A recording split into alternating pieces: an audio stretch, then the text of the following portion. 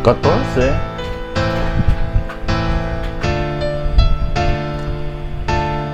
First of all, what's up with Mami Tony? Like, lahat ng mga video niya ngayon music tungkol sa pabata ng pabata?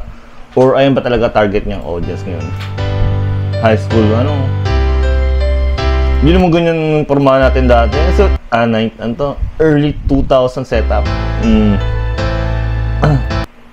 Daming tato. Papapasukin ba yan? Ma'am, bawal yan. Yun yung mga crew niya.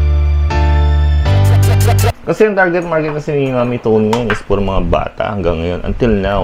Yan siguro pabata ba ng pabata. Tignan natin. First time watching to. Ayun naman yung feminine start nila. Nakakailang reaction video na ako na paulit-ulit yung ganun. Parang yung sound niya is yung parang kay gagong rapper. Ay, mga lipstick pa dati. Kitchen lipstick. Hindi ko alam yan. Bigla ko siyang na-miss. 14? Nako. Alang matamis.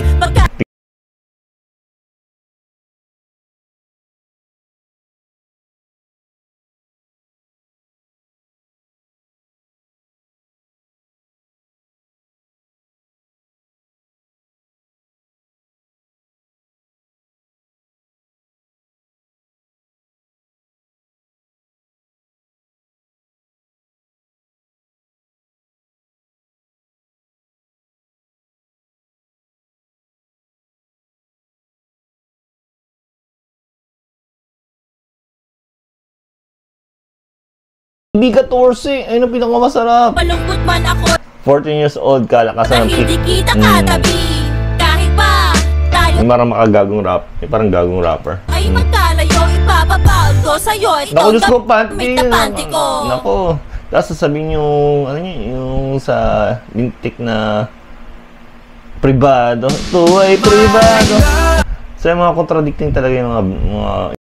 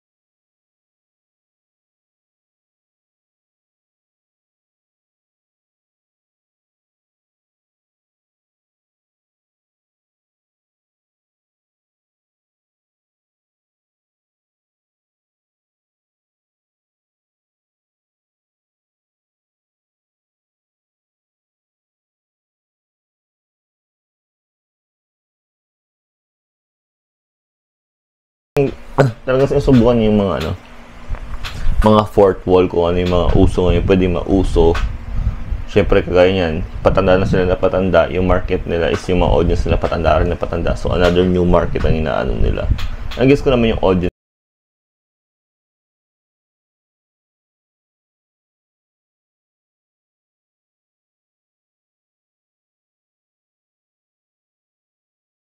naghiwalay dati.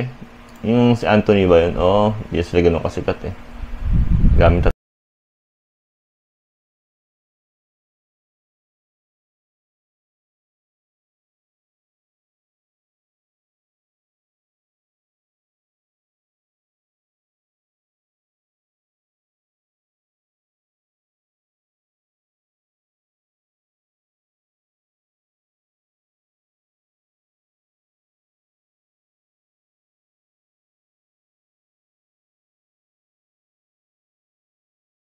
Sa school, kissing.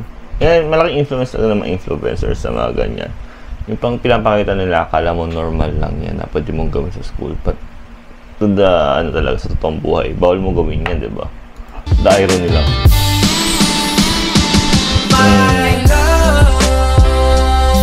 Well, it's a music video. What do you expect, di ba? It's a mga exaggeration.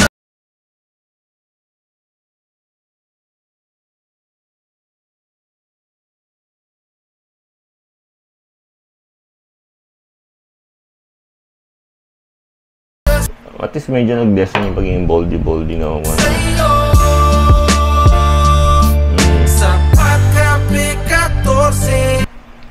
Teen love, kumbaga. Teen love sa during high school days. Sarap ng high school days. 14. Okay, simple yung kanta. And behind the scenes. Nagkakaano siya, lumalawak na yung multiverse niya eh. Ni Mami Tony. Nagkakaroon na siya multiverse of Tony. Mula family, and ganun, stuff like that, TV show. So, abangan natin sa susunod. Peace out.